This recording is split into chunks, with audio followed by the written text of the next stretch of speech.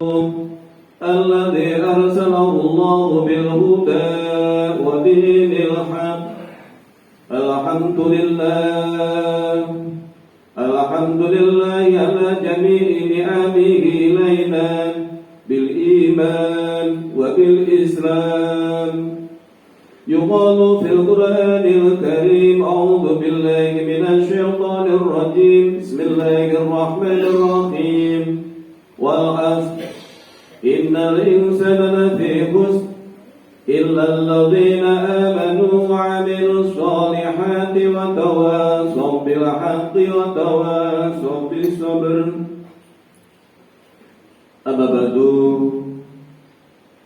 jamaah Idul Fitri rahimakumullah, yang senantiasa harus kita lakukan, kita bersyukur kepada Allah atas semua kenikmatan yang telah Allah karuniakan pada kita semua. Alhamdulillah, Allah takdirkan kita berumur panjang sampai hari ini. Allah masih perkenankan kita hidup. Alhamdulillah, Allah karuniai kita kesehatan, keluarga yang sehat, jasmani dan rohani. Dan kita bersyukur alhamdulillah dengan petunjuk dan kekuatan Allah, baru saja kita tunaikan puasa Ramadan sebulan penuh. Kita bersyukur sekaligus berdoa kepada Allah, mudah-mudahan semua ibadah yang kita lakukan Allah berkenan untuk menerimanya. Ada kurangnya mudah-mudahan Allah menggenapkan, dan ada salahnya mudah-mudahan Allah memaafkan. Kaum muslimin rahimakumullah, hari ini hari raya Idul Fitri. Kita kembali berbuka dan kita kembali fitrah setelah sebulan berpuasa. Kembali fitrah dengan harapan kita sebagaimana dilahirkan oleh ibu kita. Fitrah sebagai hamba Allah yang sami'na wa ata'na atas semua yang diperintahkan. Dan fitrah kembali bersih dari dosa. Karena sebagaimana Rasul bersabda, "Man shoma Ramadhana imanan wa ihtisaban ghufira ma taqaddama min dzambihi." Siapa yang berpuasa Ramadan dengan dasar iman dan semata-mata mengharap pahala dari Allah, ghufira ma taqaddama min dzambihi, maka Allah akan ampuni semua dosa yang telah dilakukan.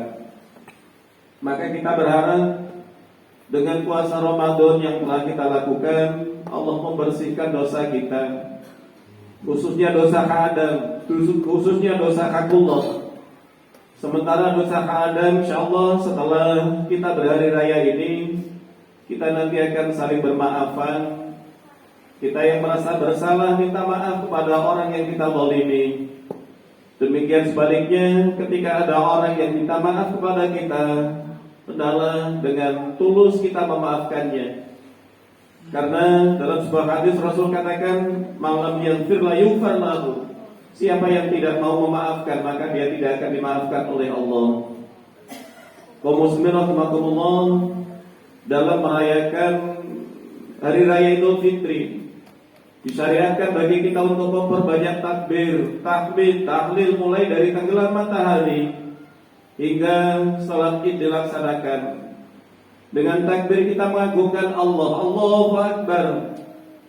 Allah Maha Besar. Selain Allah semuanya kecil, semuanya dhaif, semuanya lemah. Kita sebagai makhluk yang paling utama, makhluk yang paling sempurna, tapi ketika berhadapan dengan takdir Allah, kita tidak mampu berbuat apa-apa. Contoh, sehari saja kita tidak makan, tidak minum, betapa badan kita lemah. Maka sebenarnya sekejap pun kita tidak bisa lepas dari pertolongan Allah, dari rahmat Allah. Maka marilah kita tingkatkan syukur kita kehadirat Allah dengan berupaya menunaikan kewajiban Allah sebaik-baiknya, dan kita jauhi larangan Allah sejauh-jauhnya. Kaum muslimin rahimakumullah, kita semua tahu puasa disyariatkan la'allakum tattaqun, agar kita menjadi hamba Allah yang bertakwa. Syariat puasa sangat beda dengan kewajiban yang lain. Kalau sholat misalnya, kita diwajibkan melakukan sesuatu mulai dari bacaan, kemudian gerakan. Kalau kewajiban zakat, kita diwajibkan mengambil sebagian harta kita untuk diserahkan kepada fakir miskin. Kita melakukan sesuatu. Haji juga demikian, manasik-manasik haji harus kita tunaikan dengan sempurna. Tapi justru puasa itu adalah ibadah imsak, ibadah menahan diri, ibadah dengan tidak melakukan sesuatu yang ditentukan, yaitu tidak makan, tidak minum, dan kemudian tidak mengumpuli istri. Hikmah dari puasa itu adalah kemampuan kita mengendalikan diri.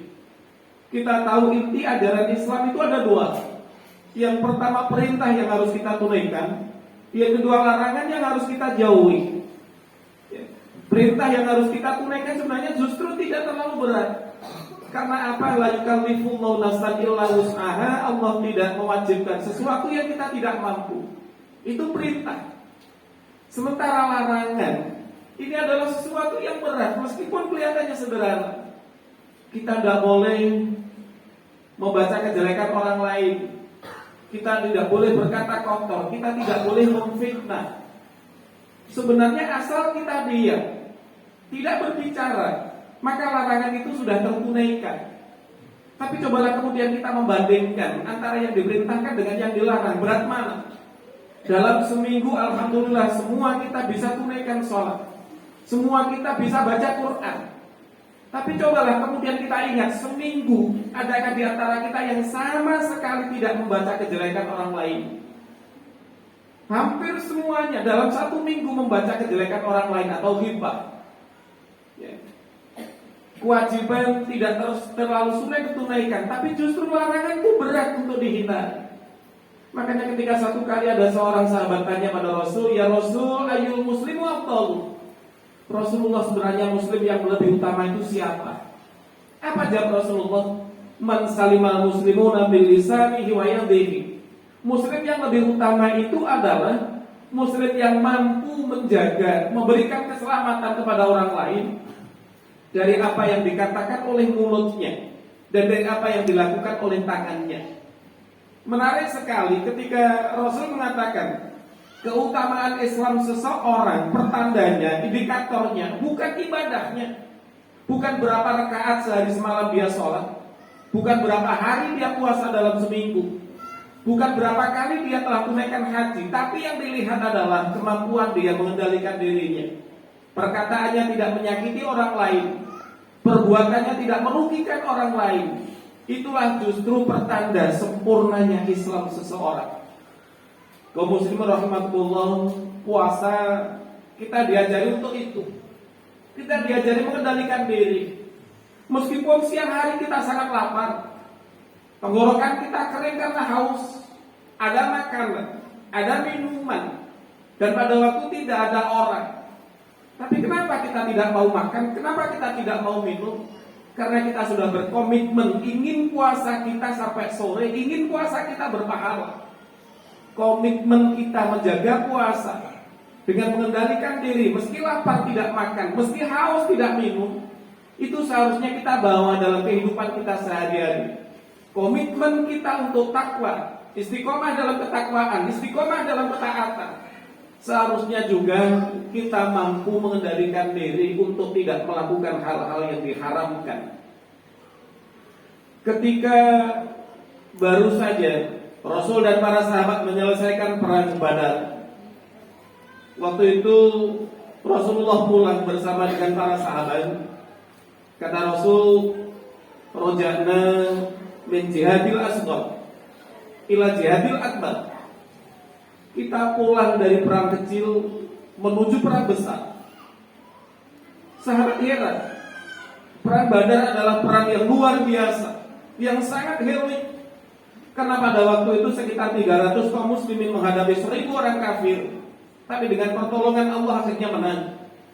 Tapi perang itu perang yang luar biasa, karena itu perang pertama kali dan sangat menentukan perjalanan Islam berikutnya. Tapi kenapa Rasul justru mengecilkan perang itu? Maka sahabat tanya, "Ya Rasul, ada perang yang lebih besar dari ini?" Ya Rasulullah, ada. Apa itu? Wa huwa jihadun nafs, yaitu memerangi nafsu. Kaum muslimin rahimakumullah, perang melawan nafsu lah sebenarnya perang yang paling besar. Karena kalau kita perang menghadapi musuh, tinggal melihat kekuatan kita. Kalau memang kita kuat, kita hadapi. Kalau kita tidak kuat, kita lari, bisa lari, menyelamatkan diri. Tapi kalau nafsu kita tidak bisa menyelamatkan diri, ketika sendiri justru nafsu dominan. Maka dari itu banyak-banyaklah kita mohon perlindungan pada Allah dari nafsu kita. Kaum muslimin rahimakumullah, satu kali ada seorang datang pada Rasulullah, "Ya Rasul, berilah saya wasiat." Apa kata Rasulullah? "La taghdab, jangan marah. La taghdab, jangan marah. La taghdab, jangan marah." 3 kali Rasul katakan pesannya sama, jangan marah. Kenapa jangan marah? Karena orang kalau marah biasanya apa yang dikatakan di luar kontrol. Kadang menyakiti orang, bahkan kadang-kadang berakibat fatal. Seorang suami dalam keadaan marah kadang-kadang dengan ringan mulutnya mengatakan talak. Seorang yang sedang marah kadang-kadang tangannya dengan ringan memukul orang, bahkan membunuh orang. Perbuatan yang kemudian sangat disesali. Maka dari itu pesan Rasulullah, "La taghdab, jangan marah. Kendalikan diri ketika marah, karena marah pada waktu itu nafsu dan setan menguasai hati kita." Kaum muslimin rahimakumullah, hari raya Idul Fitri bisa juga dikatakan hari raya silaturahmi. Karena di hari ini kita akan menyambung kembali, menguatkan kembali silaturahmi yang mungkin sempat putus, mungkin sempat retak hubungan kita dengan sesama, dengan orang tua kita, istri, suami, saudara, tetangga, teman. Adalah kesempatan kali ini untuk mengeratkan kembali, mungkin dengan sesuatu yang terjadi menyebabkan putus tali silaturahmi kita dengan orang tua kita. Kaum muslimin yang berbahagia, berulang kali Rasul berpesan untuk orang tua kita harus senantiasa berbakti, baik ketika kita bersama dengan orang tua ataupun kita sudah berkeluarga sendiri, baik ketika orang tua masih hidup maupun ketika orang tua sudah meninggal.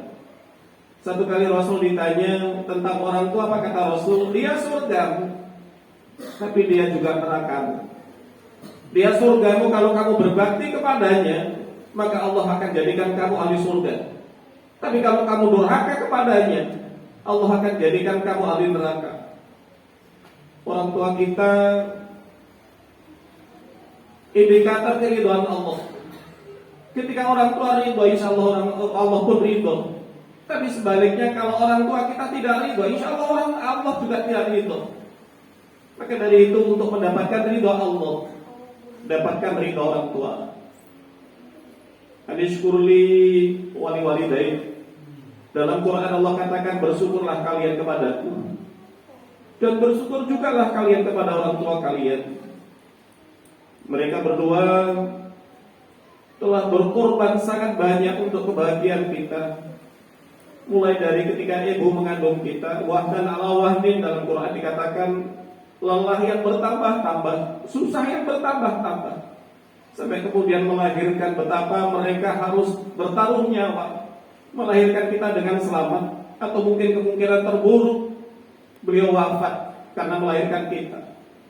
Kemudian membesarkan kita, mendidik kita, cintanya pada kita, sampai-sampai ketika kita sakit, orang tua kita siap untuk menggantikan sakit kita andaikan itu bisa.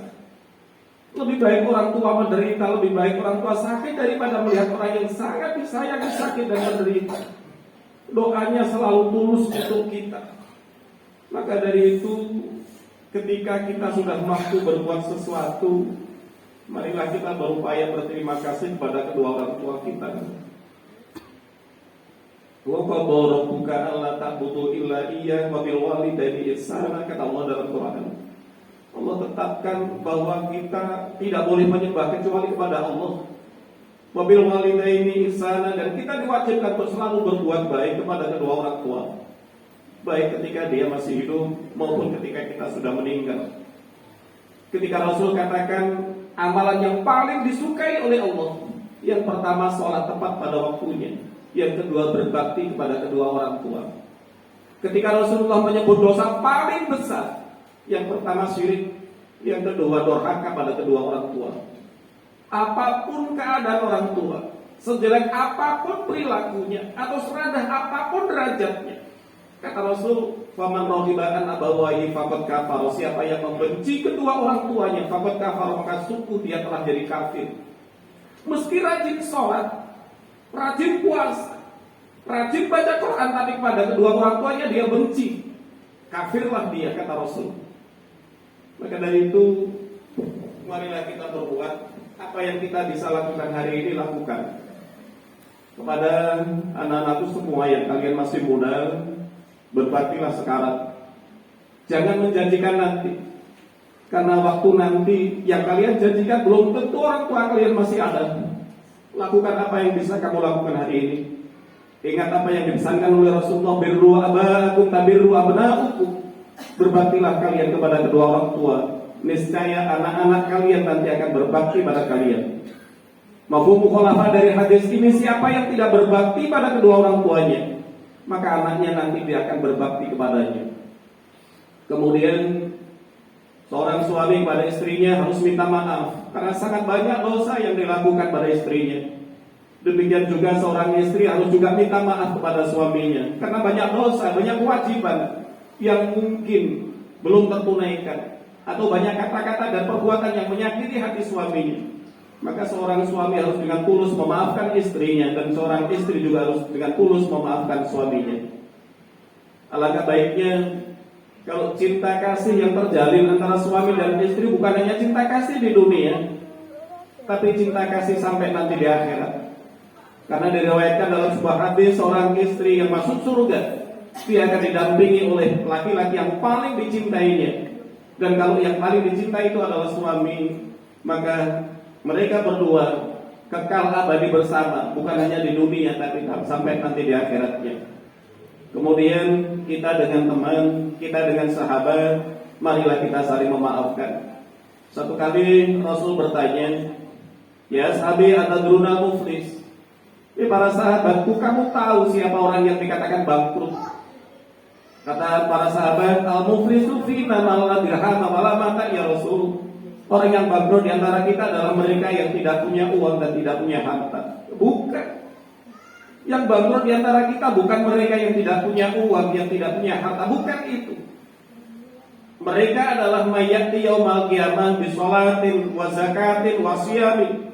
Mereka datang menghadap Allah di hari kiamat dengan pahala sholat. Sholatnya baik, nyatanya berpahala. Dengan pahala zakat, zakatnya baik, nyatanya berpahala. Tetapi di sisi lain, dia qad satama hadza, pernah memaki sesamanya, wa qadhafa hadza, pernah menuduh sesamanya tanpa bukti, wa akala mala hadza, pernah makan harta saudaranya atau tetangganya atau temannya tanpa dengan dasar yang halal. Wa safaka dama hadza, dan dia pernah melukai, wa daraba hadza, dan dia pernah memukul. Orang-orang yang dizalimi ini oleh Allah diberi kesempatan untuk menuntut balas. Karena pada waktu itu tidak lagi ada uang, tidak lagi ada harta. Maka yang dilakukan oleh Allah, setiap ada yang menuntut, maka diambil sebagian pahalanya dikasih pada orang yang menuntutnya. Ada yang menuntut lagi, diambil lagi, menuntut lagi, diambil lagi, sampai pahalanya habis. Yang menuntut masih ada. Maka yang kemudian dilakukan oleh Allah, sebagian dosa dari yang menuntut diambil dan ditimpakan kepada si muflis. Datang lagi, ambil sebagian dosanya, timpakan pada si muflis. Faturih alaihim nar, kemudian orang itu pun dilemparkan ke neraka. Inilah gambaran orang yang hanya baik kepada Allah tapi tidak baik kepada sesama manusia. Islam menghendaki baik hubungan kita dengan Allah, ibadah kita lakukan dengan baik, tapi juga baik hubungan kita dengan sesama manusia. Satu kali ada seorang tamu yang datang pada Rasulullah. Tamu ini orang yang sangat jahat. Rasul tahu itu, Siti Aisyah juga tahu itu. Tapi betapa Rasul memperlakukan tamu itu dengan sangat baik, dengan sangat santun, dengan sangat hormat. Padahal dia orang jahat dan semua orang tahu. Makanya kemudian setelah tamu itu pulang, Siti Aisyah tanya, "Ya Rasul, bukankah orang itu orang yang sangat jahat? Tapi kenapa Rasul memperlakukan dia dengan sangat baik?" Apa jawab Rasulullah? "Ya Aisyah, ketahuilah, tempat yang paling buruk nanti di akhirat adalah tempat bagi orang yang ditakuti oleh orang lain karena perbuatan buruknya. Ditakuti orang lain dalam Islam adalah musibah. Jangan kita bangga kalau ada orang ya kemudian takut pada kita. Kita merasa sangat tinggi, kita merasa sangat besar. Ya, padahal kata Rasul, seburuk-buruk tempat di akhirat adalah tempat bagi mereka yang ditakuti oleh orang lain.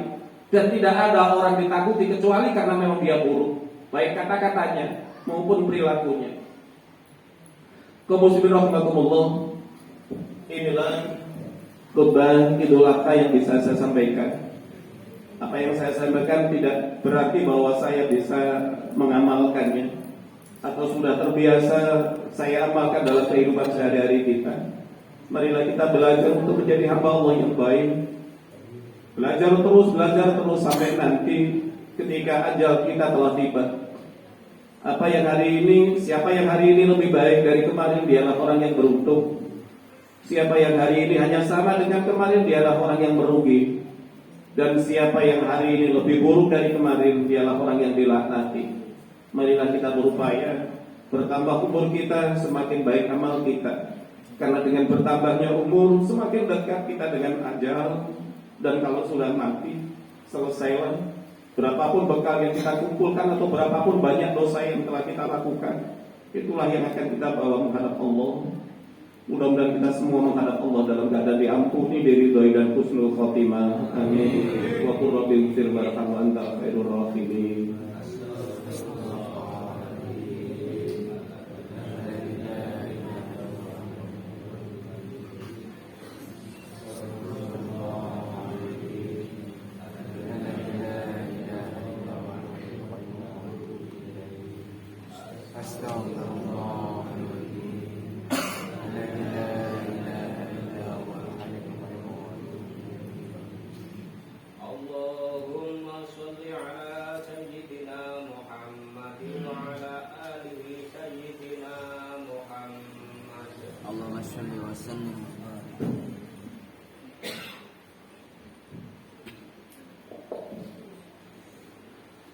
Allahu Akbar, Allahu Akbar, Allahu Akbar, Allahu Akbar, Allahu Akbar, Allahu Akbar, Allahu Akbar, Allahu Akbar kabiran, walhamdulillahi katsiran, wa subhanallahi bukratan wa asila, la ilaha illallah, wallahu akbar. Allahu Akbar walillahil hamdu. Alhamdulillahilladzi ja'alana minal mu'minina wal muslimin. Asyhadu an la ilaha illallah wahdahu la syarika lah, alladzi la na'budu illa iyyah. Wa asyhadu anna Muhammadan 'abduhu wa rasuluh, alladzi arsalahu Allahu bil huda wa dinil haqq. Qala Allahu fil Qur'anil karim, a'udzu billahi minasy syaithanir rajim. Inna Allaha malaikatahu yusholluna 'alan nabi, ya ayyuhalladzina amanu shallu 'alaihi wa sallimu taslima. Allahumma shalli 'ala sayyidina Muhammad wa 'ala ali sayyidina Muhammad. Walhamdulillahi rabbil alamin. Allahumma ighfir lil muslimina wal muslimat, wal mu'minina wal mu'minat, wal ahya'i minhum wal amwat, innaka qaribun mujibud da'wat, ya qadiyal hajat. Rabbana atina min ladunka rahmatan wa hayyi' lana min amrina rashadan, wa inna ala dhikrika wa syukrika wa husni ibadatik. Rabbana adkhilna mudkhala sidqin wa akhrijna mukhraja sidqin waj'alna min ladunka sultanan nasira.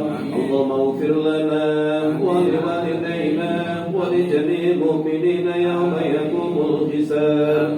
Rabbana hab lana min azwajina wa dhurriyyatina qurrata a'yun waj'alna lil muttaqina imama. Rabbana atina fid dunya hasanah wa fil akhirati hasanah wa qina adzabannar. Wa sallallahu ala sayyidina Muhammad walhamdulillahi rabbil alamin. Ibadallah, inna الله يأمركم بالعدل والإحسان وإيتاء ذي القربى وينهى عن الفحشاء والمنكر والبغي يعظكم لعلكم تذكرون واذكروا الله العظيم يذكركم واشكروه على نعم يزدكم ولذكر الله أكبر. Assalamualaikum warahmatullahi wabarakatuh.